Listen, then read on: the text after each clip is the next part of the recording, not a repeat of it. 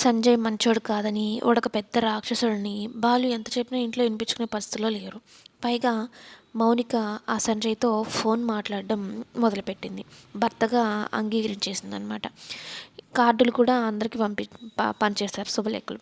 అయితే ఈ సమయంలో ఏం చేయాలి ఇంకా అని బాలు అనుకుంటూ ఉంటే, ఇంక మన చేయి దాటిపోయిందండి, మనం ఏం చేయలేము, ఇంక వదిలేసేయండి అన్నట్టు మీనా చెప్తే, సరే అన్నట్టు అందరి ముందు పెళ్ళి ఇష్టమే అన్నట్టు బాలు కూడా యాక్టింగ్ చేస్తాడు.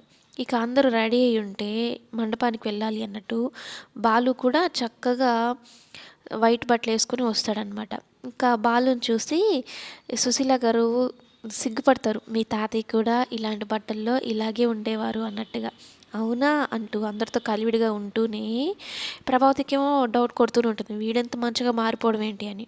ఇంకప్పుడు రాజేష్ చెప్తాడనమాట, అంటే ఒప్పేసుకున్నట్టేనా నువ్వు కూడా అంటే, లేదురా, చూస్తూ చూస్తూ నా చెల్లెల జీవితం నాశనం కానివ్వను, వాడిని కిడ్నాప్ చేసేస్తాను పెళ్లి మండపంలో లేకుండా. పెళ్లి కొడుకే లేకపోతే పెళ్ళి ఎలా జరుగుతుంది, నేను చేయబోయేది ఇదేరా వాళ్ళకి బుద్ధి చెప్పాలంటే అన్నట్టు బాలు నిర్ణయించుకుంటాడనమాట.